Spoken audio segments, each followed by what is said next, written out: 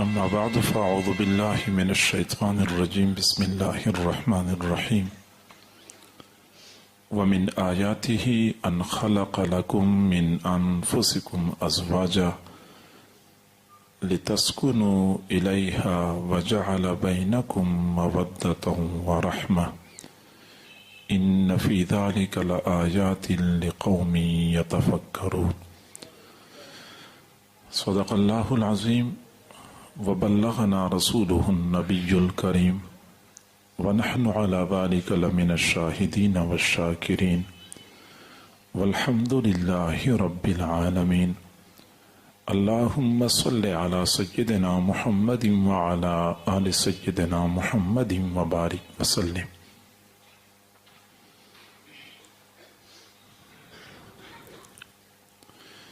انسانی زندگی مختلف ادوار پر مشتمل ہے. بچپن، لڑکپن، جوانی اور بڑھاپا انسانی زندگی کے ترکیبی مراحل ہیں. ان میں سے ہر دور اور ہر مرحلے کے تقاضے جدا ہوتے ہیں. چنانچہ بچپن کی ضروریات کچھ اور ہوتی ہیں، لڑکپن میں تقاضے بدل جاتے ہیں، اور جب بندہ لڑکپن سے نکل کے جوانی کی دہلیز پہ قدم رکھتا ہے تو وہ معاشرے کا ایک ذمہ دار فرد بن چکا ہوتا ہے. اس کے کندھوں پر مختلف قسم کی ذمہ داریاں آتی ہیں، معاشرے کی اس سے توقعات ہوتی ہیں. چنانچہ ان ذمہ داریوں کو پورا کرنے کے لیے کئی مرتبہ تلخ اور ترش حالات سے واسطہ پڑتا ہے. ناکامی اور کامیابی، آسانی اور تنگی، مختلف حالات بندے پر آتے ہیں. تو ایسی صورتحال میں ہر بندے کو ایک ایسے ساتھی کی ضرورت ہوتی ہے جس کے ساتھ بندہ اپنے دل کی بات شیئر کر سکے، اپنے دل کا دکڑا اس کو سنا سکے، کچھ اس کا حوصلہ، کچھ اس کی حمیت اور تعاون بندے کے لیے حوصلہ افزائی کا باعث بن سکے. شریعت مطہرہ نے نکاح کی صورت میں ہر مرد کے لیے اس طرح ساتھی کا بہترین انتظام فرمایا ہے. اور معزز سامعین، معزز خواتین، میری ماؤں، بہنوں، بیٹیوں، ہر نوجوان کی یہ فطری ضرورت ہے. دنیا کا کوئی بندہ اس سے مستثنا نہیں ہے. عام لوگ تو یہ ضرورت محسوس کرتے ہی ہیں، یہاں تک کہ وہ حضرات جو اللہ کے قرب کے اعلیٰ مقامات پر فائز ہوتے ہیں، جن کو ہم اولیاء کہتے ہیں، وہ بھی اس ضرورت سے مستغنی نہیں ہیں. بلکہ میں اگلی بات یہ کروں کہ حضرات انبیاء کرام بھی یہ ضرورت محسوس کرتے تھے، اور اللہ رب العزت نے ان کے لیے بھی ایسا ہی انتظام فرمایا تھا. چنانچہ حضرت آدم علیہ السلام کو اللہ تعالیٰ نے جنت میں رکھا. جنت میں کوئی پریشانی نہیں ہے، کوئی مسئلہ ہی نہیں ہے، کوئی تنگی نہیں ہے، سکون ہی سکون ہے. لیکن اس کے باوجود حضرت آدم علیہ السلام کو ضرورت تھی کہ ان کے ساتھ کوئی ساتھی ہو، شریکہ حیات ہو. تو اللہ رب العزت نے حضرت حوا علیہ السلام کی صورت میں ان کے لیے شریکہ حیات کا انتظام فرمایا. اسلام دین فطرت ہے. اسلام نے انسان کی اس فطری تقاضے کو سمجھا اور اس کی تکمیل کے لیے مناسب راستہ دیا. جبکہ اس فطری ضرورت کی تکمیل میں دوسری اقوام نے افراط اور تفریط سے کام لیا.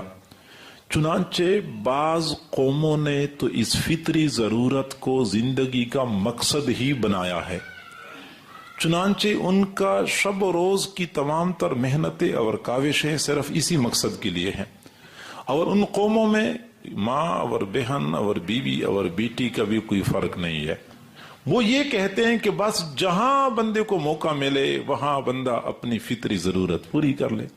ایک طرف کچھ قوموں نے اس ضرورت کو اتنی اہمیت دی ہے کہ زندگی کا مقصد ہی سمجھا ہوا ہے، اور کچھ اقوام نے اس فطری ضرورت کو دبانے کی کوشش کی.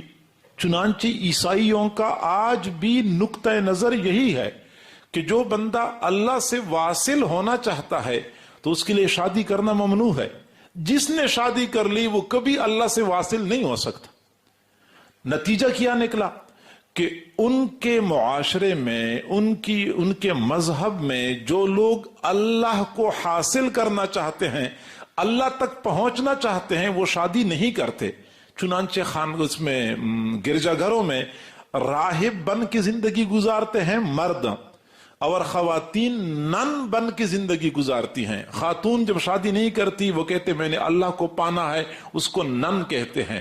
مرد جو شادی نہیں کرتا وہ کہتے ہیں میں نے اللہ کو پانا ہے، اس کو راہب کہتے ہیں. اب وہ اللہ کو پانے کے لیے شادی سے اعراض تو کر لیتے ہیں، لیکن دوسری جانب چونکہ فطری ضرورت سے اغماض کر لیا، اس لیے نتیجہ یہ نکلا کہ وہ گرجا گھر جن کی بنیاد اللہ کی عبادت پہ رکھی گئی تھی وہ بے حیائی اور فحاشی کے اڈے بن گئے، کیونکہ انہوں نے انسان کی فطری ضرورت کو سمجھا نہیں. شریعت مطہرہ نے انسان کی فطری ضرورت کو سمجھا اور اس کی تکمیل کے لیے بہت خوبصورت اور اچھا راستہ دیا کہ اس راستے پہ چل کے آپ یہ ضرورت پوری کر سکتے ہیں. دوسرے لفظوں میں یہ کہوں کہ شریعت نہ تو ہم سے یہ مطالبہ کرتی ہے کہ تم فرشتے بنو، شریعت کا ہم سے یہ مطالبہ نہیں ہے تم فرشتوں کی طرح رہو، نہیں، لیکن شریعت ہمیں یہ بھی اجازت نہیں دیتی کہ تم شیطان بن جاؤ. شریعت ہمیں کہتے تم انسان ہو، تمہاری کچھ ضروریات ہیں، کچھ فطری تقاضے ہیں، وہ شریعت کے حدود و قیود میں رہتے ہوئے پورے کر لیا کرو. شریعت یہ کہتی ہے کہ یہ بیوی ہے اور یہ بہن ہے، دونوں میں فرق ہے. یہ اپنی بیوی ہے، یہ غیر محرم ہے، دونوں میں فرق ہے. اس سے نکاح جائز ہے اور اس سے نکاح جائز نہیں ہے، دونوں میں فرق ہے. اور صرف یہ نہیں کہ شریعت مطہرہ نے نکاح کو بندے کی ضرورت کا درجہ دیا ہے، بلکہ شریعت مطہرہ نے نکاح کو عبادت کا درجہ دیا ہے. تو جس طرح نماز پڑھنے سے بندے کا ایمان کامل ہوتا ہے، حج اور عمرہ کرنے سے بندے کا ایمان کامل ہوتا ہے، ایسی ہی النکاح نصف الایمان، نکاح آدھا ایمان ہے. لہذا جب بندے کا نکاح ہو جاتا ہے تو بندے کا ایمان کامل ہو جاتا ہے. عبادت کا درجہ دیا ہے. اور میں اگلی بات عرض کروں کہ کسی بھی عبادت کو صحیح طریقے سے سر انجام دینے کے لیے دو امور کا اہتمام ضروری ہے. ایک تو یہ کہ عبادت کا وقت ہوتا ہے، اس وقت کی رعایت ضروری ہوتی ہے. دوسرا یہ کہ عبادت کا طریقہ رسول اللہ صلی اللہ علیہ وسلم نے جیسے بتایا ہے اسی کے مطابق وہ عبادت سر انجام دینی ہوتی ہے. نماز ہے، وقت کی رعایت بھی ضروری ہے، اور جو طریقہ ہمیں ہمارے محبوب نے بتایا ہے اسی طریقے کے مطابق نماز پڑھنی ہوگی. حج ہے، حج کے وقت کی بھی رعایت ضروری ہے اور رسول اللہ کے بتائے ہوئے طریقے کی بھی رعایت ضروری ہے، پھر حج باعث ثواب ہے. اب ایک آدمی ہے وہ کہتے ہیں میں حج کروں گا لیکن محرم میں کروں گا، ذوالحجہ میں نہیں کروں گا. لوگ کہیں گے تیرا حج قبول نہیں ہے، تو 5 لاکھ خرچ کرے، تو 10 لاکھ خرچ کرے، تو طواف کر، تو شیطان کو کنکریاں مار، تو جو کچھ چاہے کر لے، تیرا حج قبول نہیں ہے کیونکہ تو نے وقت کی رعایت نہیں کی. نماز ہے، ایک آدمی فجر کی نماز پڑھتا ہے صبح 8 بجے، بھائی تو نے تو وقت سے دیر کر کے نماز پڑھی ہے. ایک آدمی عصر کی نماز پڑھتا ہے دن کے 12 بجے. دنیا کہتی ہے کہ بھائی تیری نماز نہیں ہونی، تو نے وقت کی رعایت نہیں کی ہے. تو تمام عبادات کا جو وقت متعین ہے، متعین وقت کی رعایت. دوسرا یہ کہ جو طریقہ رسول اللہ صلی اللہ علیہ وسلم نے بتایا ہے اسی طریقے کی رعایت. دو چیزیں ضروری ہیں. چونکہ نکاح عبادت ہے اس لیے عبادت سمجھ کی اس کو سر انجام دینا چاہیے، اور اس میں بھی ان دو امور کی رعایت ضروری ہے. ایک تو یہ کہ وقت کی رعایت، نکاح کا وقت کون سا ہے؟ بچہ اور بچی بالغ ہو گئے، بس اب نکاح کا وقت آ گیا۔ اب مزید تاخیر ایسی ہے جیسے بندہ نماز کا وقت ہو جائے بندہ تاخیر کرتا ہے، روزے کا وقت ہو جائے بندہ تاخیر کرتا ہے۔ نہیں، تاخیر کی گنجائش نہیں ہے۔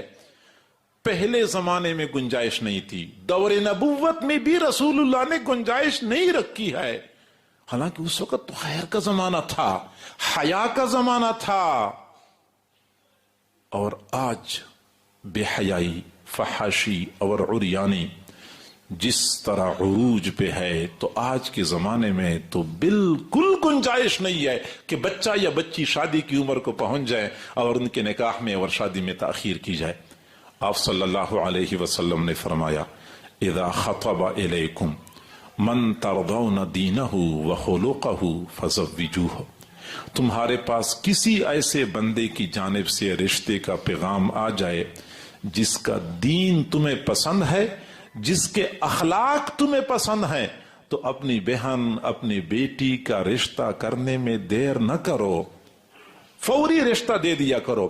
وَإِلَّا تَفْعَلُوا، اگر تم یہ کام نہیں کرو گے، تَكُنْ فِتْنَةٌ فِي الْأَرْضِ وَفَسَادٌ عَرِيضٌ، زمین میں فتنہ برپا ہو جائے گا اور زبردست فساد نمودار ہو جائے گا۔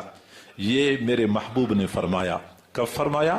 14 صدیاں پہلے، جو خیر القرون کا دور تھا۔ حضور نے فرمایا میرا زمانہ بہترین زمانہ ہے، نہ بے حیائی، نہ فحاشی، نہ کوئی ایجوکیشن، نہ انٹرنیٹ، نہ فیس بک، نہ دنیا جہان کی خباثتیں اس وقت موجود تھی۔ لیکن پھر بھی فرمایا کہ اگر تم رشتہ کرنے میں دیر کرو گے، تکن فتنۃ فی الارض وفساد عریض، زمین میں فتنہ نمودار ہو جائے گا اور زبردست فساد برپا ہو جائے گا۔ اگر اس وقت رسول اللہ نے ہمیں فتنے اور فساد سے ڈرایا تھا، تو آج تو ہمیں وہ فتنے اور فسادات اپنی آنکھوں سے نظر آتے ہیں۔ تو آج کے زمانے میں شادی میں بلا وجہ تاخیر کرنا یقیناً بہت بڑی خطا ہے، اور یہی وجہ ہے کہ روایات میں آیا ہے کہ بچہ یا بچی شادی کی عمر کو پہنچ جائیں، مناسب رشتہ مل رہا ہو، والدین خام خام میں شادی کرنے میں تاخیر کرتے ہیں، اور بچہ یا بچی کسی گناہ میں مبتلا ہو جائیں، تو قیامت کے دن جہاں نوجوانوں کو پکڑا جائے گا، وہاں نوجوانوں کے والدین کو بھی پکڑا جائے گا کہ تم لوگوں نے اپنے بچوں کو عفیف اور پاک دامن رہنے میں تعاون فراہم کیوں نہیں کیا تھا۔ کتنے نوجوان بیچارے ایسے ہیں جو گناہ سے بچنا چاہتے ہیں، ڈر رہے ہوتے ہیں کہ ایسا نہ ہو کسی گناہ کا ارتکاب ہو جائے، لیکن جس ماحول میں رہتے ہیں اس ماحول میں ان کے لیے بچنا بہت دشوار ہوتا ہے۔ دوسری جانب والدین کو اس چیز کا احساس نہیں ہوتا کہ نوجوان بیٹی کی بھی کچھ ضرورت ہے، اس نے بھی عفیف اور پاک دامن رہنا ہے۔ حضرت علی رضی اللہ تعالیٰ عنہ کو حضور صلی اللہ علیہ وسلم نے فرمایا، علی 3 کام ایسے ہیں جب وقت آ جائے تو پھر دیر نہیں کرنی، نماز کا وقت ہو جائے تو پھر نماز پڑھنے میں دیر نہیں کرنی، جنازہ تیار ہو جائے جنازہ پڑھنے میں دیر نہیں کرنی، بچی کے لیے مناسب رشتہ مل جائے تو پھر نکاح کرنے میں دیر نہیں کرنی۔ تو حضور صلی اللہ علیہ وسلم نے اس زمانے میں حضرات صحابہ کرام کو تاکید فرمائی تھی کہ رشتوں میں، نکاح میں بلا وجہ تاخیر نہ کیا کرو۔ تو آج جو ہم فضول رسوم اور رواج کی بنیاد پہ تاخیر کرتے ہیں تو یہ جرم عظیم ہے جس کے ہم مرتکب ہو رہے ہیں۔ تو میں نے پہلے کہا کہ ایک تو عبادت کا وقت ہوتا ہے، اس عبادت کے وقت میں بلا وجہ تاخیر یہ موجب گناہ ہے اور اللہ کی ناراضگی کا باعث ہے۔ تو چونکہ نکاح ایک عبادت ہے، اس میں بلا وجہ تاخیر کی گنجائش نہیں ہے۔ ہمارے ہاں، ہمارے اس معاشرے میں نکاح میں تاخیر کیوں ہوتی ہے؟ چند ایک وجوہات ہیں، میں آپ کو بتاتا ہوں، اور وہ بے بنیاد وجوہات ہیں۔ ایک وجہ تو یہ ہے کہ بچی کے اچھے رشتے آتے ہیں، لیکن کیا کریں وہ ہماری برادری کے نہیں ہوتے۔ بس اپنی برادری کے رشتے کے انتظار میں بچیوں کے سروں میں چاندی نظر آ جاتی ہے، لیکن دوسروں کی برادری میں ہم نے بچی کا رشتہ نہیں دینا، ہماری ناک کٹ جائے گی۔ بارہا میں نے دیکھا ہے کہ باہر سے رشتہ آیا، اچھا رشتہ، جوڑ والا رشتہ، لیکن صرف اس بنیاد پر رد کر دیا کہ یہ ہماری برادری کا نہیں ہے، اور اپنی برادری میں ذی استعداد اور باصلاحیت بچی کو ایک نالائق قسم کے مرد کے ساتھ باندھ لیتے ہیں، پوری زندگی اس بیچاری کے عذاب میں گزر رہی ہوتی ہے۔ اس بچی نے کیا جرم کیا ہے؟ بچی پڑھی لکھی بھی ہے، شکل کی بھی اچھی ہے، عقل کی بھی اچھی ہے، گھر سنبھالنے والی ہے، سلجھی ہوئی ہے۔ اب اس لڑکی کی اچھی تربیت کی والدین نے اس کو پڑھایا بھی، اس کو گھر چلانے کا طریقہ بھی سکھایا، ماں نے ایک ایک کام توجہ سے سکھایا کہ میری بچی ہے جب گھر میں جائے تو وہاں گھر میں خوش رہے۔ اور دوسری جانب پھر رشتہ کہاں کرتے ہیں؟ اپنی برادری کی قید لگاتے ہیں کہ اپنی برادری سے باہر نہیں کرنا۔ پھر اپنی برادری میں جب اچھے رشتے نہیں ملتے تو جیسے کیسی بھی رشتہ مل جائے، اب کیا کریں، تو اپنی برادری میں کوئی اور ہے ہی نہیں، تو بھائی اپنی برادری سے باہر نکلتے کیوں نہیں ہو؟ کیا وہ مسلمان برادری نہیں ہے؟ ہم سارے مسلمان ایک ہی برادری کے ہیں، باقی یہ قبیلہ اور یہ ذات اور یہ فلاں اور یہ فلاں، یہ کس لیے ہے؟ میرے پروردگار نے فرمایا یا ایھا الناس انا خلقناکم من ذکر و انثی، اے لوگو ہم نے آپ کو ایک مرد اور ایک عورت سے پیدا کیا ہے۔ یہ ارائیں ہے تو یہ رانا ہے تو یہ ملک ہے، مجھے تو نام بھی نہیں آتے زیادہ سارے، لیکن اتنی سی بات ہے کہ 2-4 برادریوں کے نام آتے ہیں۔ یہ ساری کس کی اولاد ہے؟ حضرت آدم علیہ السلام کی اولاد، حضرت آدم علیہ السلام کی اولاد۔ تو انا خلقناکم من ذکر و انثی وجعلناکم شعوبا وقبائل۔ ہاں ٹھیک ہے، اللہ تعالیٰ نے کامل حکمت کے تحت الگ الگ قبیلے بنائے ہیں، لیکن قبیلوں کا مقصد کیا ہے؟ یہ مقصد نہیں ہے کہ یہ قبیلہ اس سے برتر ہے، یہ برادری اعلیٰ ہے، یہ برادری ادنا ہے، اس کو ہم نے رشتہ نہیں دینا، نہیں، اس لیے نہیں، فرمایا لتعارفوا، صرف پہچان کے لیے، صرف پہچان کے لیے میں نے قبیلوں میں اور برادریوں میں تمہیں تقسیم کیا ہے، اور ہم نے اسی برادری کو ایمان سے زیادہ اہمیت دی، ایمان سے زیادہ اہمیت ہم اس کو دے رہے ہیں۔ تو میرے بھائیو، یہ زیادتی ہے، اپنی اولاد پہ ترس کھا لو، اپنی اولاد کے ساتھ زیادتی نہ کرو۔ صرف اس بنیاد پہ آپ لوگ رشتوں میں تاخیر کرتے ہیں کہ اپنی برادری کا ملے گا تو ہم رشتہ کریں گے۔ قرآن پاک میں ایک شادی کا تذکرہ ہے جہاں برادری کی رعایت نہیں کی گئی تھی۔ چنانچہ مصر میں فرعون کی حکومت تھی اور فرعون نے ظلم و ستم کا بازار گرم کر رکھا تھا۔ ایک نوجوان تھے، عفیف اور پاک دامن تھے، نیک متقی تھے۔ فرعون نے اپنے وزیروں کے ساتھ مشورہ کر لیا کہ اس کو قتل کرنا ہے۔ نوجوان کا نام حضرت موسیٰ علیہ السلام، کسی نے بتایا، حضرت موسیٰ علیہ السلام نے اپنے آپ کو بچانے کے لیے مصر چھوڑ دیا، مدین چلے گئے۔ مدین شہر کے پاس پہنچ گئے۔ اب عصر کے بعد کا وقت تھا، نہ کوئی جان پہچان ہے، نہ کوئی ٹھکانہ ہے، نہ کوئی پیسہ ہے کہ بندہ پیسے کے زور پہ اپنے لیے کوئی جگہ کا انتظام کر لے۔ حیران پریشان، اور پھر اللہ تعالیٰ کی طرف رجوع کر لیا، رب انی لما انزلت الی من خیر فقیر، اللہ کوئی خیر، کوئی بھلائی، کوئی میرے سامنے آ جائے تو ٹھیک، میں محتاج ہوں۔ حضرت موسیٰ علیہ السلام نے مدین شہر کے کنارے پہ دیکھا کہ ایک کنواں تھا، کنویں پہ لوگ اپنے جانوروں کو، اپنی بکریوں کو پانی پلانے کے لیے لا چکے تھے۔ اچھا، لوگ مرد حضرات اپنی بکریوں کو پانی پلا رہے تھے۔ دور 2 جوان العمر لڑکیاں تھیں جنہوں نے اپنی بکریوں کو روکا ہوا تھا اور نہیں آنے دے رہی تھی۔ بکریوں کو پیاس لگی تھی، وہ پانی کی طرف زور لگا رہی تھی، اور وہ بچیاں پانی بکریوں کو روک کے رکھی ہوئی تھی اس لیے کہ وہ بکریاں ادھر آ نہ جائیں۔ بچیاں اس انتظار میں تھی کہ کنویں پہ چونکہ مرد حضرات ہیں، وہ پہلے اپنی بکریوں کو پانی پلائیں تو پھر بعد میں ہم باحیا طریقے سے، مردوں کے ساتھ اختلاط بھی نہیں ہوگا، ہم اپنی بکریوں کو پانی پلائیں گی۔ حضرت موسیٰ علیہ السلام تماشا دیکھ رہے تھے تو دیکھا کہ ان مردوں نے جب اپنی بکریوں کو پانی پلایا تو وہ ظالم لوگ تھے، انہوں نے کنویں کے قریب ایک بہت بڑی چٹان رکھی ہوئی تھی، تو 7-8 بندوں نے مل کے چٹان کو دھکا دیا اور وہ کنویں کے منہ کے اوپر فٹ کر دی۔ اس کا معنی ہے کہ کنویں کو تالا لگ گیا۔ اب 7-8 بندے آئیں گے تو اس چٹان کو ہٹائیں گے تو پھر کوئی بندہ پانی نکال سکتا ہے۔ وہ بچیاں دیکھتی رہ گئی کہ یا اللہ، اب انہوں نے چٹان رکھی ہے، اب ہمارا کیا بنے گا، ہماری بکریوں کو پانی کیسے ملے گا؟ حضرت موسیٰ علیہ السلام سمجھ گئے کہ اگر مصر میں کوئی اونچ نیچ کا سلسلہ تھا، ظلم و ستم کا بازار گرم تھا، تو یہاں بھی یہی سلسلہ ہے۔ حضرت موسیٰ علیہ السلام کے اندر پیغمبروں والی قوت تھی، اور ایک پیغمبر کو 40 جنتی مردوں کے برابر طاقت دی گئی ہوتی تھی، اور ایک جنتی مرد کو 100 دنیا کے مردوں کے برابر طاقت ملے گی۔ چنانچہ حضرت موسیٰ علیہ السلام نے اکیلے چٹان کو جو ایسے دھکا دیا تو 7-8 بندے جس چٹان کو اٹھایا کرتے تھے، حضرت موسیٰ علیہ السلام نے بہت آسانی سے چٹان کو ہٹا لیا، پھر اشارہ کر دیا، اور پھر پیغمبرانہ قوت سے ڈول نکالنے شروع کر دیے، اور لمحہ بھر میں بکریوں کو پانی پلایا۔ بچیاں چلی گئی اپنے والد کے پاس اور اپنے والد سے کہا کہ یا ابت استاجرہ ان خیر من استاجرت القوی الامین۔ ابا جان، ہم نے ایک نوجوان کو دیکھا ہے، اتنا باحیا، ایک تو اس کے اندر قوت بہت ہے، دوسرا ہے کہ وہ باحیا بہت ہے، امین کا معنی وہ خیانت نہیں کرتا، اس نے ہماری طرف نگاہ اٹھا کے دیکھا بھی نہیں، یہ بھی امانت داری ہے کہ بندہ کسی کی طرف دیکھے نا۔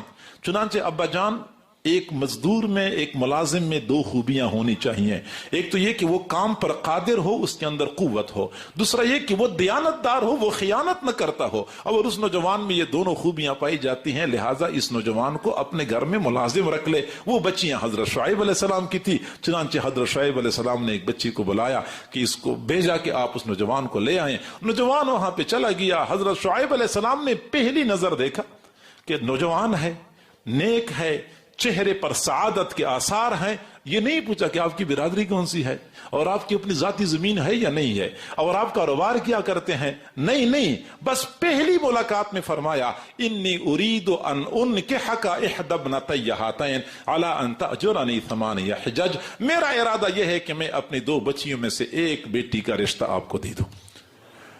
حضرت موسیٰ علیہ السلام پیغمبر، حضرت شعیب علیہ السلام پیغمبر، نہ کوئی برادری کی شرط تھی، نہ کوئی مال پیسے کا پتہ کیا، نہ کوئی زمینوں کی تحقیق کر لی، نہ کوئی پیچھے گھر کو دیکھا، صرف نوجوان کو دیکھا کہ سعادت کے آثار چہرے پہ نظر آ رہے ہیں، تو اپنی بیٹی کا رشتہ ان کو دے دیا۔ تو برادری کی کوئی شرط نہیں ہونی چاہیے میرے بھائیو۔ سچی بات یہ ہے، ایک وقت تھا کہ جب لوگ اتنے پڑھے لکھے نہیں تھے، اس وقت یہ برادریوں کی شرطیں لوگ رکھتے تھے۔ اب تو ماشاءاللہ سارے لوگ پڑھے لکھے ہیں، سب کو پتا ہے کہ یہ برادری کوئی برادری کسی سے بہتر نہیں ہے۔ ہاں، ان اکرمکم عند اللہ اتقاکم، اللہ نے فرمایا بس وہی بہتر ہے جو زیادہ متقی ہوتا ہے۔ نوجوان کو دیکھیں، سعادت کے آثار ہیں، رشتہ دینے کے قابل ہے، یہ گھر چلانے کے قابل ہے، صلاحیت ہے، ذمہ دار ہے، بس مسلمان ہے، نہ کلمہ پڑھ رہا ہے، بس پھر رشتہ دینے میں دیر نہیں کرنی چاہیے۔ ایک تو ہمارے ہاں رشتوں میں جو تاخیر ہوتی ہے اس کی بنیادی وجہ برادری کا مسئلہ ہوتا ہے۔ دوسری بنیادی وجہ کہ میرا بیٹا ابھی پڑھ رہا ہے، میری بیٹی ابھی پڑھ رہی ہے، عمر کتنی ہو گئی ہے؟ عمر 27 سال ہو گئی، ابھی مزید ڈگریاں لے رہی ہے، اب پتہ نہیں ان ڈگریوں کا کرنا کیا ہے ہم نے۔ میرے بھائیوں، بچوں کی تعلیم ہو یا بچیوں کی تعلیم ہو، یہ شادی میں رکاوٹ نہیں ہونی چاہیے، کیونکہ شادی کئی مرتبہ فرض ہو جاتی ہے بندے پر، اور یہ اسکول اور کالج یونیورسٹی کی ڈگریاں اور تعلیم یہ فرض نہیں ہے، تو اس فرض کو مقدم کرنا ہوتا ہے۔ والدین بھی چاہتے ہیں کہ ہم جلدی اپنی بیٹیوں کے فرض سے سبکدوش ہو جائیں، تو پھر جلدی کرنی چاہیے، پڑھائی درمیان میں رکاوٹ نہیں ہونی چاہیے۔ بچوں کی پڑھائی بھی رکاوٹ نہیں ہونی چاہیے، لیکن بچیوں کی پڑھائی کا تو میں بالکل ہی قائل نہیں ہوں، بچیوں کی پڑھائی کا تو میں بالکل ہی قائل نہیں ہوں، بےایمانہ کہ ایسی پڑھائی جو بچی کے عفت اور پاک دامنی کی قیمت پہ ہو، تو ایسی پڑھائی کا میں قائل نہیں ہوں۔ ہماری بچیاں جو یونیورسٹیوں میں پڑھتی ہیں، ان کا ایک بہت بڑا مسئلہ تو یہ ہوتا ہے کہ عفت اور پاک دامنی کو بچا کے رکھنا دشوار ہو جاتا ہے۔ سچی بات یہ ہے، آپ حضرات کا دل دکھانا مقصود نہیں ہے، لیکن حقائق تو آپ کو بھی معلوم ہے کہ یونیورسٹیوں کا ماحول کیسے ہے، ہاسٹلوں میں کیا کچھ ہوتا ہے۔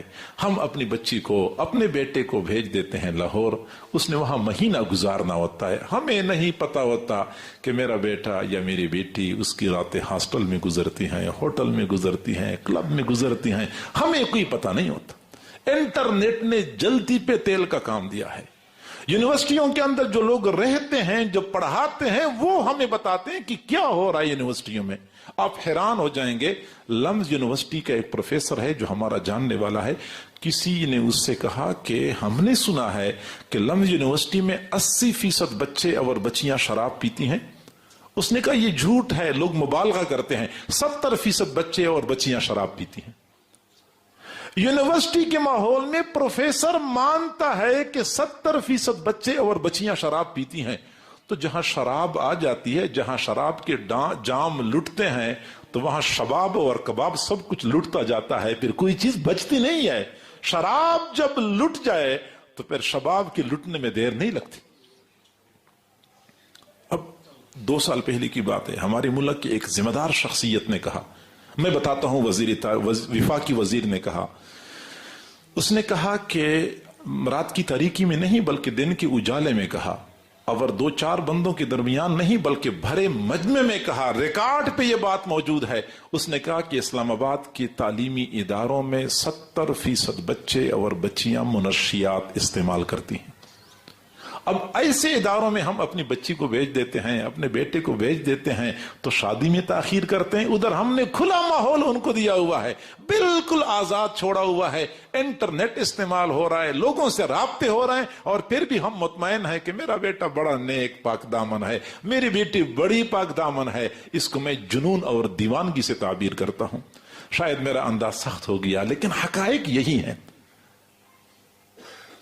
بچیوں کی تعلیم کے بعض شعبے ایسے ہیں جہاں پہ تعلیم حاصل کرنا فرض کفایہ ہو جاتا ہے. جیسے ڈاکٹر بننا ہے.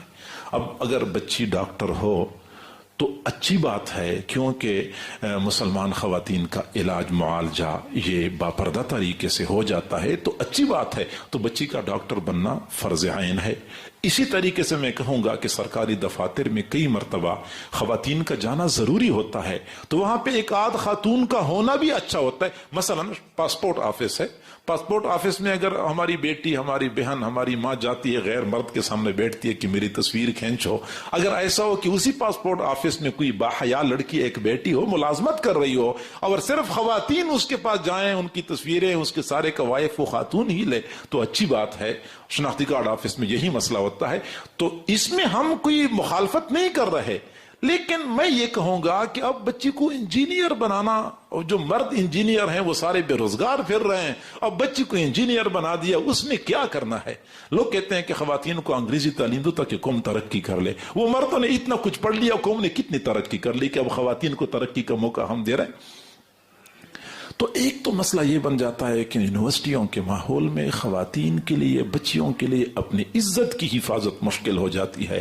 میرے بھائیوں، یونیورسٹیوں کے پروفیسر، یہ میڈیکل کالجز کے پروفیسر جس طریقے سے بچیوں کو بلیک میل کرتے ہیں، وہ ہم سب کو پتا ہے. آپ لوگ کہیں دیکھ لیں، ذرائع ابلاغ کے ذریعے، میڈیا کے ذریعے دیکھ لیں کہ کس طرح یہ پروفیسر حضرات بچیوں کو بلیک میل کرتے ہیں. ابھی چند دن پہلے کی بات ہے، پشاور کی لڑکیوں، پشاور میں اسلامیہ کالج کی لڑکیوں نے جلوس نکالا تھا. کیوں نکالا تھا؟ وہ یہی بات کر رہی تھی کہ ہمارے پروفیسر ہمیں بلیک میل کرتے رہتے ہیں اور ہراساں کرتے رہتے ہیں. چند دن پہلے کی بات ہے، میں نے ایک خاتون جج کی تحریر پڑھی. وہ خاتون کہتی ہے کہ اگر خودکشی حرام نہ ہوتی میں خودکشی کر لیتی. جج ہے، میں خودکشی کر لیتی، کیونکہ میں جس منصب پہ ہوں، پوری دنیا کو انصاف فراہم کرنے والی، میں اپنے لیے انصاف کی خاطر دھکے کھا رہی ہوں. کیونکہ میں جب ایوان عدل میں بیٹھتی ہوں، وکیل میری طرف دیکھتے ہیں اور آنکھوں میں دیکھتے دیکھتے مجھے ہراساں کر رہے ہوتے ہیں، میرے اوپر فکرے کس رہے ہوتے ہیں، دوسرے جج مجھے تنگ کرتے رہتے ہیں. اب یہ حال ہے ہمارے معاشرے کا. تو اس معاشرے میں اپنی بچیوں کو ایسے دلدل میں دھکیلنا، یہ کون سی دانشمندی اور سمجھداری ہے؟ تو پہلے تو بچیوں کی تعلیم کا یہ بڑا مسئلہ ہے. دوسرا نقصان بچیوں کی تعلیم کا یہ ہے کہ بچیاں ماشاءاللہ محنتی ہوتی ہیں، اچھا پڑھ لیتی ہیں، بڑی بڑی ڈگریاں حاصل کر لیتی ہیں. مصیبت یہ ہوتی ہے کہ پھر ان کے معیار کا رشتہ برادری میں نہیں ہوتا. اب لڑکی ایم ایس سی اور پی ایچ ڈی کر چکی ہے اور برادری میں ایف اے پاس سے اوپر کا لڑکا ہی نہیں ہے.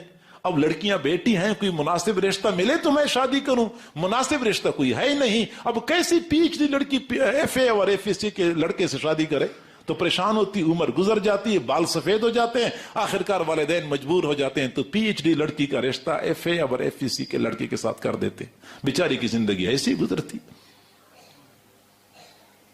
اور کئی مرتبہ ایسا ہوتا ہے کہ لڑکی ہے، اس بیچاری کی اس نے پڑھا، محنت کر لی، آگے اس کو نوکری لگ گئی۔ جب نوکری لگ جاتی ہے تو یہ نوکری اس کے لیے مصیبت بن جاتی ہے، کیونکہ اس مہینے کی تنخواہ لیتی ہے 80,000، 1,00,000 روپے تنخواہ لیتی ہے۔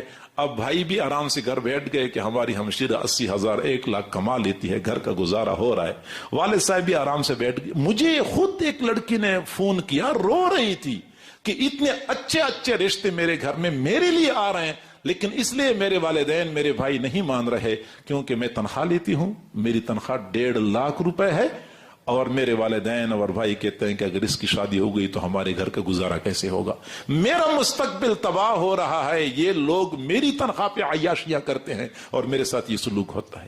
یہ اسی تعلیم کا شاخسانہ ہے جو ہمیں بھگتنا پڑ رہا ہے۔ تو معزز سامعین، معزز خواتین، پڑھائی کی وجہ سے اپنے بچیوں کی شادیوں میں تاخیر نہ کریں، کیونکہ زیادہ پڑھ لے گی پھر اچھا رشتہ نہیں ملے گا۔ پڑھتے پڑھتے بیچاریوں کی عمریں ویسی بھی بڑھ جاتی ہیں، عمر بڑھ گئی تو پھر رشتہ نہیں ملتا، یا پھر مناسب رشتہ نہیں ملتا، یا پھر نوکری لگ گئی تو پھر بھی رشتے نہیں ہوتے۔ تو یہ مسائل ہے۔ تو پہلا مسئلہ یہ ہے ہمارے ہاں جو شادیوں میں تاخیر ہوتی ہے کہ یا تو لوگ برادری کی قید لگاتے ہیں، دوسری وجہ یہ ہوتی ہے کہ بچہ پڑھ رہا ہے یا بچی پڑھ رہی ہے، اور تیسری وجہ یہ ہوتی ہے کہ لوگ کہتے ہیں ابھی تک بچے کا کاروبار نہیں بنا، بچہ باروزگار نہیں ہے، جب روزگار ملے گا، کاروبار چلے گا تو پھر اس کے بعد ہم اس کی شادی کریں گے۔ تو کاروبار تو جن کے چل رہے ہیں ان کے ٹپ ہو رہے ہیں، نئیوں کے کاروبار کہاں چل رہے ہیں؟ کاروبار کا انتظار کریں گے تو بچے کی عمر گزر جائے گی، شادی نہیں ہوگی۔ ابھی سے شادی کرنی چاہیے، کیونکہ اللہ تعالیٰ نے قرآن پاک میں شادی کی ایک برکت یہ بھی بتائی ہے، ان یکونوا فقراء یغنہم اللہ من فضلہ، وہ تنگ دستی کے باوجود بھی شادی کرنی چاہیے۔ صحیح بخاری شریف میں ایک باب ہے اس بارے میں، باب تزویج المعسر، تنگ دست آدمی کی شادی کرنی چاہیے۔ یہ نہ کہیں کہ بس بچہ ہے تو باروزگار ہوگا تو پیسے آئیں گے تو ملازمت ہوگی تو ہم شادی کریں گے، نہیں۔ اللہ نے فرمایا کہ اگر یہ میاں بیوی فقراء بھی ہیں شادی کر لیں، یغنہم اللہ من فضلہ، اللہ تعالیٰ اپنے فضل سے ان کو غنی کر دے گا۔ تو اس سے نہیں ڈرنا چاہیے کہ اب بچے کی شادی کریں گے، بچہ ابھی تک باروزگار نہیں ہے تو بیوی آئے گی تو کھائے گی کہاں سے؟ ہم نے تو یہ دیکھا ہے کہ جب بچی آتی ہے سسرال میں تو اپنا نصیبہ ساتھ لے کے آتی ہے، بلکہ اپنے برتن بھی ساتھ لے کے آتی ہے، صرف اپنے لیے نہیں، اپنے خاوند کے لیے کمبل بھی ساتھ لے کے آتی ہے۔ تو یہ کون سی پریشانی والی بات ہے کہ بچی آئے گی تو کھائے گی کہاں سے؟ بچوں کی شادی میں تاخیر نہیں کرنی چاہیے غربت اور تنگ دستی کی وجہ سے۔ صحیح بخاری شریف میں ایک شادی کا تذکرہ موجود ہے۔ حضور صلی اللہ علیہ وسلم اپنے گھر میں تھے، اپنے مجلس میں تھے کہ ایک صحابیہ حاضر ہو گئیں اور عرض کیا، اللہ کے نبی، اگر آپ کا ارادہ بنتا ہے تو آپ میرے ساتھ نکاح کر لیں۔ صحابہ کرام موجود تھے اس وقت، صحابیات کی یہ چاہت تھی کہ ہمیں یہ اعزاز حاصل ہو جائے کہ رسول اللہ کی زوجہ ہیں اور ام المؤمنین ہیں۔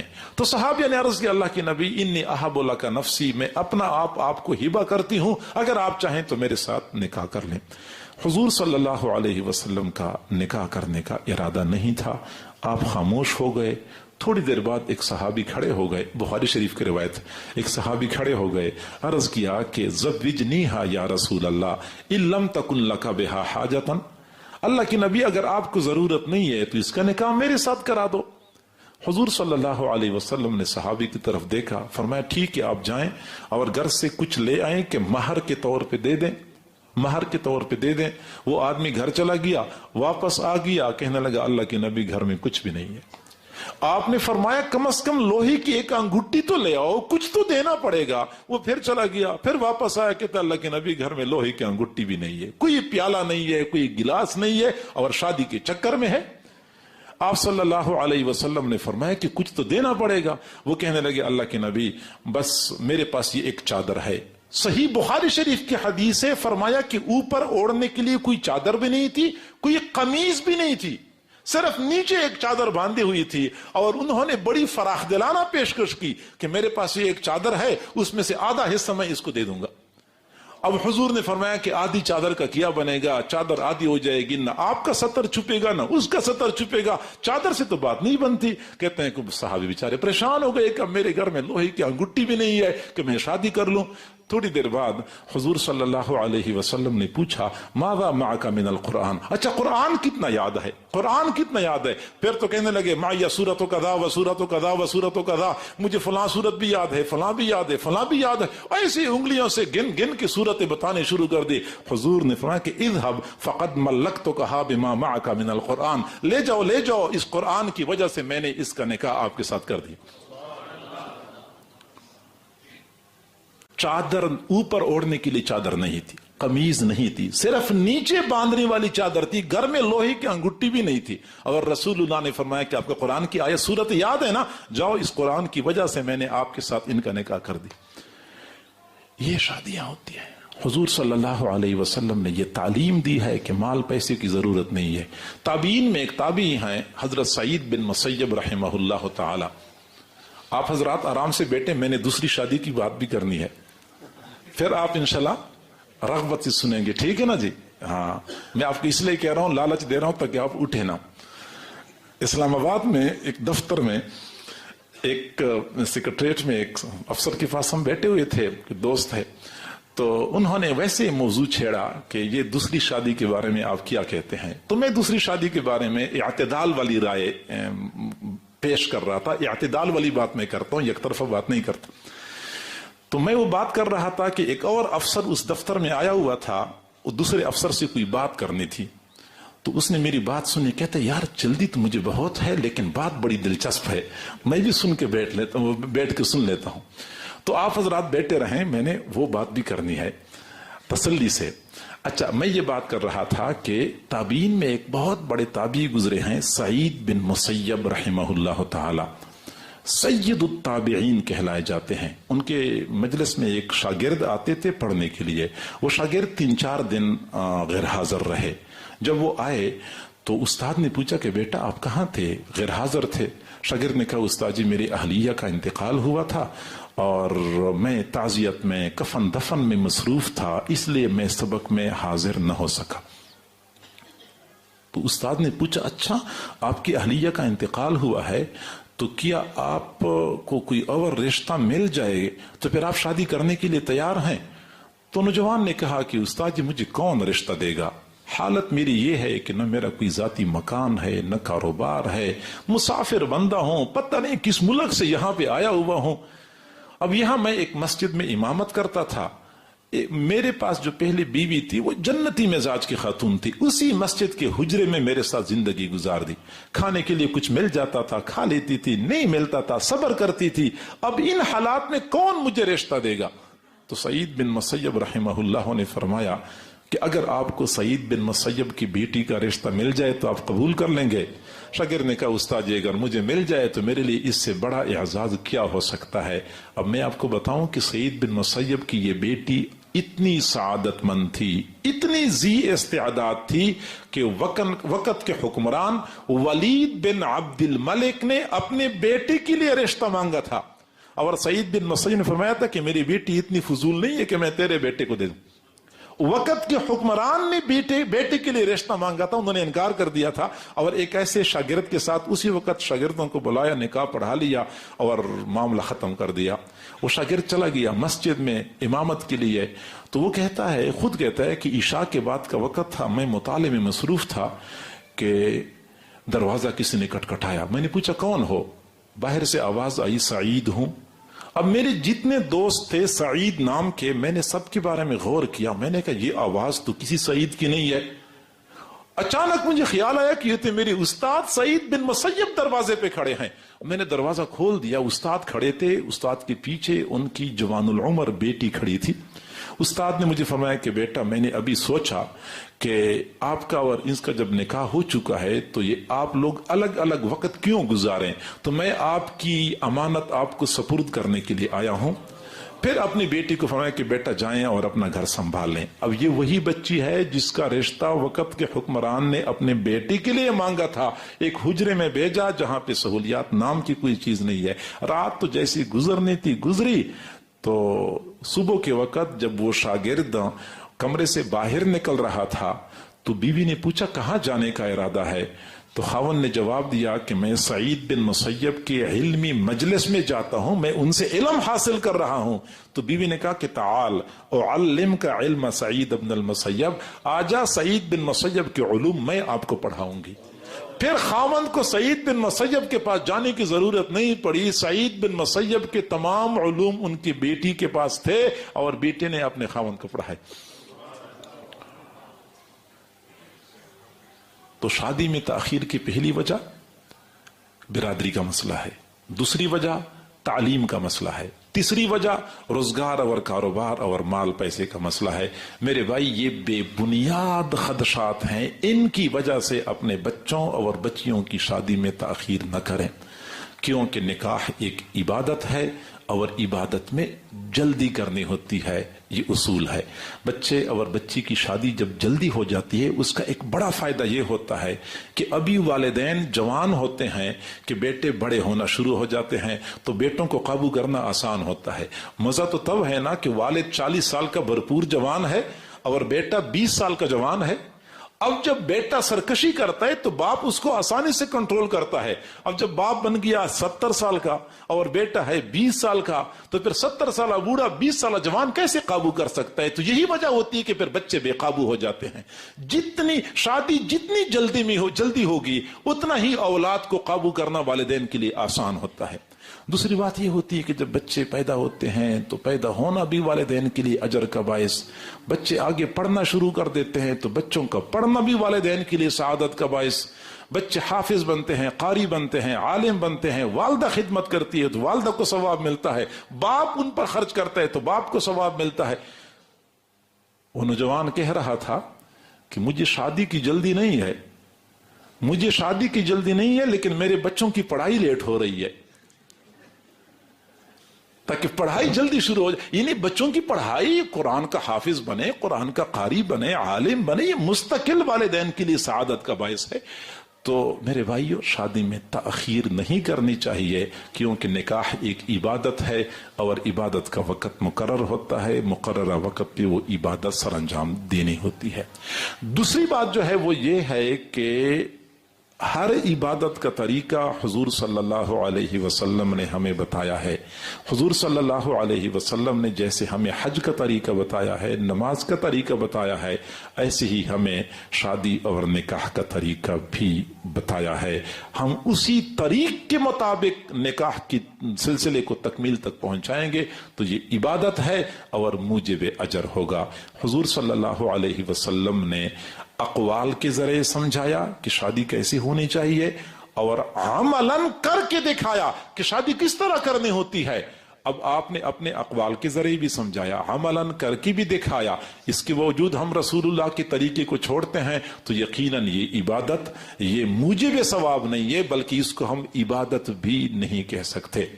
حضور صلی اللہ علیہ وسلم نے سمجھایا کہ آپ لوگ چاہتے ہیں کہ نکاح برکت والا ہو, نکاح برکت والا ہو. جی ہاں, ہر بندے کی خواہش ہے میرے بیٹے کا نکاح ہے برکت والا ہو, میری بیٹی کا نکاح ہو برکت والا ہو. برکت والا ہونے کے لیے مولانا صاحب کو بلا لو, تو قاری صاحب کو بلا لو, تو فلاں حضرت کو بلا لو, تاکہ ہماری شادی بابرکت بن جائے. اچھی بات ہے, برکت کی تلاش ہونی چاہیے, لیکن جس طرح مولانا صاحب کی شرکت سے شادی میں برکت آتی ہے, قاری صاحب کی شرکت سے شادی میں برکت آتی ہے, اسی طریقے سے برکت کا ایک طریقہ حضور صلی اللہ علیہ وسلم نے بھی بتایا ہے. فرمایا ان اعظم النکاح برکتن ایسرها مؤنتن, سب سے زیادہ برکت والا وہ نکاح ہے جو سب سے زیادہ کم خرچے والا ہوتا ہے. خرچہ جتنا کم ہوگا نکاح اتنا ہی زیادہ برکت والا ہوگا, اور خرچے جتنے بڑھتے جاتے ہیں بے برکتی اتنی ہی بڑھتی جاتی ہے. میں گزارش کروں گا آپ حضرات سے, نکاح ایک سنت عمل ہے, سادہ ہے, آسان ہے, آسان ہے, سادہ ہے. ہم نے معاشرتی روایات کی بنیاد پہ اپنی ناک کو اونچا کرنے کے لیے ہم نے اس کو اتنا مشکل بنا دیا کہ کئی مرتبہ نوجوان بچے اور بچیاں شادی کی عمر کو پہنچ چکے ہوتے ہیں، شادی اس لیے نہیں ہو رہی ہوتی کہ والدین کہتے کہ ابھی ہماری تیاری نہیں ہو چکی، لہٰذا تیاری کے لیے یا تو پلاٹ بیچنے پڑتے ہیں، یا بیچارے لوگ بھینسیں بیچنے پر مجبور ہو جاتے ہیں، یا کوئی قرض لینے پر مجبور ہو جاتے ہیں۔ تو یہ ساری خرابیاں یہ ہماری اپنی بنائی ہوئی روایات کی وجہ سے ہیں، خود ساختہ طریقوں کی وجہ سے ہیں۔ شادی کو اتنا آسان بنائیں، اتنا آسان بنائیں جیسے بندہ جمعے کی نماز کے لیے جاتا ہے اور تیاری کرتا ہے، اور وہ تیاری جتنی آسان ہے، اس طرح میں آپ کو اپنی بات بتاؤں، ویسے میرا مزاج نہیں اپنی باتیں بتانے کا، لیکن چونکہ اصل میں ماحول بھی نکاح والا ہے تو اس میں زیادہ سنجیدگی اچھی بھی نہیں ہوتی۔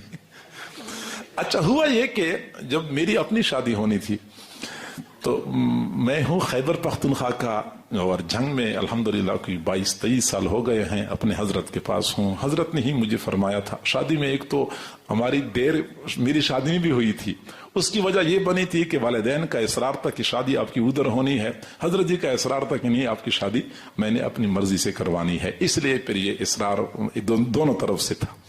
بہرحال جب میری شادی ہونی تھی تو اپنا ذاتی مکان تو تھا نہیں، کرائے کے مکان ہم نے تلاش کرنا تھا کہ کوئی کرائے کا مکان مل جائے۔ مدرسے میں پڑھاتا تھا تو مدرسے کا بھی ذاتی مکان کوئی نہیں تھا، اب کرائے کا مکان ہم نے تلاش کرنا تھا۔ میں شادی سے پہلے گیا ہوا تھا افریقہ کے سفر میں، تو وہاں سے واپس آیا تو شادی میں تقریباً 1 ہفتہ رہتا تھا۔ اب تیاری اور بھی کرنی تھی، مکان ہمیں نہیں مل رہا تھا، ادھر سے شادی میں 1 ہفتہ رہتا ہے، اب میں مکان تلاش کر رہا تھا، مکان مل نہیں رہا تھا، یہاں تک کہ بارات جانے سے 1 دن پہلے ہم مکان تلاش کر رہے تھے۔ میں مسجد میں بیٹھا ہوں، باوضو بیٹھا ہوں، اللہ اس بات پہ گواہ ہے، بارات جانی تھی اس سے 1 دن پہلے ہم مکان تلاش کر رہے تھے کہ کرائے کا مکان مل جائے۔ ہمارے مدرسے کے ایک استاد تھے، کوٹ ادو کے تھے، تو وہ بھی میرے ساتھ چل رہے تھے، ان کو بھی ترس آ رہا تھا مجھ پہ کہ ہم مکان تلاش کر رہے ہیں۔ اچھا ان کا طریقہ یہ تھا کہ محلے میں گلی میں جس بندے سے ملتے تھے کہ بھائی آپ سے ایک بات کرنی ہے، مولانا صاحب کی کل شادی ہے تو ہمیں ایک مکان چاہیے۔ اب وہ کہتے تم عجیب لوگ ہو، کل شادی ہے اور آج تم مکان تلاش کر رہے ہو کہ کرائے کا مکان مل جائے۔ اب ہماری کوشش یہ تھی کہ مدرسے کے قریب قریب مل جائے، کیونکہ دور تو پھر ہم جا نہیں سکتے، مدرسے کے قریب قریب تلاش کر رہے تھے، لہٰذا وہ 1 دن بھی گزر گیا، مکان ہمیں نہیں ملا۔ اب اگلے دن ہماری بارات جانی ہے 10 بجے، شادی میری کشمیر میں ہوئی ہے تو کشمیر جانا تھا ہم نے۔ اب پریشان تھے کہ یا اللہ اب کیا کریں۔ فجر کی نماز کے وقت ہم نے نماز پڑھ لی تو ایک بندہ آیا، ہمارے حضرت جی کے بڑے بھائی تھے، انہوں نے بتا دیا کہ یہاں میرے کچھ دوست ہیں محلے میں، تو ان کا مکان خالی ہے، وہ کرائے پہ تو نہیں دینا چاہتے لیکن وہ کہتے ہیں کہ چلو ہم دے دیں گے، مولانا صاحب کی شادی کے لیے چند مہینے وہ یہاں گزار دیں۔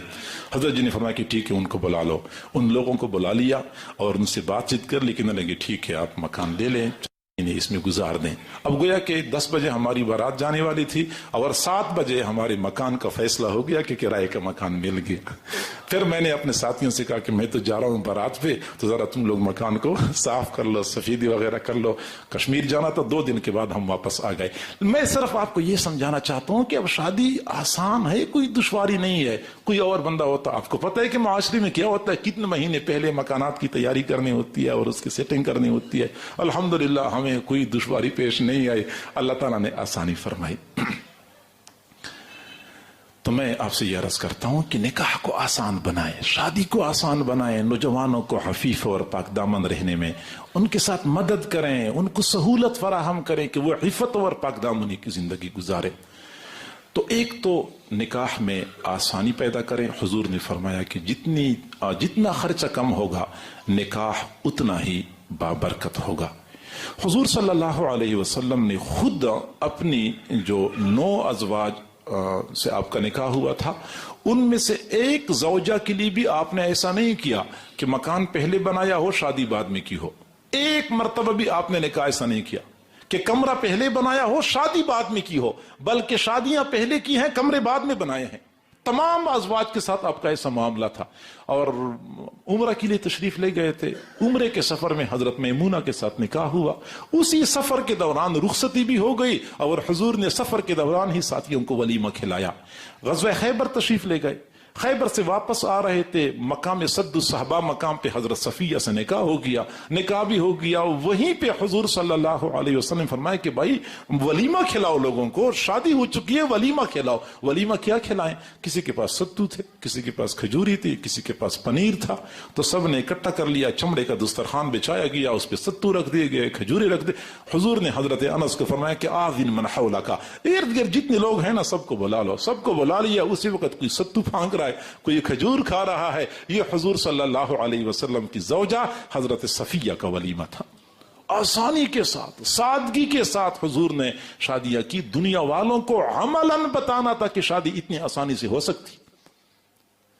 हजरत अब्दुर्रहमान बिन औफ रज़ियल्लाहु ताला अन्हु हुजूर सल्लल्लाहु अलैहि वसल्लम के सहाबी, हशरा मुबशरा में से बड़ा आला मकाम और मर्तबा, हुजूर के जाननिसार थे। लेकिन हालत ये थी कि हजरत अब्दुर्रहमान बिन औफ के कपड़ों पे हुजूर ने पीला रंग देख लिया, कपड़ों को रंग लगा हुआ था। फरमाया महयम या अब्दुर्रहमान, अब्दुर्रहमान ये पीला रंग कहां से आ गया? असल में उस जमाने में जाफरान रंग में वो खुशबू में मिलाते थे, तो वो खुशबू दुल्हन के कपड़ों पे मल लिया करते थे, तो जाफरान की वजह से वो रंग पीला होता था। तो वो दुल्हन के कपड़ों से हजरत अब्दुर्रहमान के कपड़ों को वो रंग मुंतकिल हो चुका था। तो हुजूर ने रंग देखते ही पहचान लिया कि ये तो आम रंग नहीं है, ये तो दुल्हन को लगाया जाता है वही रंग है। महयम या अब्दुर्रहमान, अब्दुर्रहमान ये रंग कहां से है? अल्लाह के नबी तज़व्वज, तो मैंने शादी की हुई है। आप अंदाजा लगाएं, मदीना मुनव्वरा में रसूलुल्लाह मदीना में, अब्दुर्रहमान बिन औफ मदीना में, रसूलुल्लाह मदीना में, अब्दुर्रहमान बिन औफ मदीना में। लेकिन अब्दुर्रहमान बिन औफ ने ये नहीं कहा कि मैं जब तक रसूलुल्लाह सल्लल्लाहु अलैहि वसल्लम मेरा निकाह नहीं पढ़ाएंगे मैंने शादी नहीं करनी।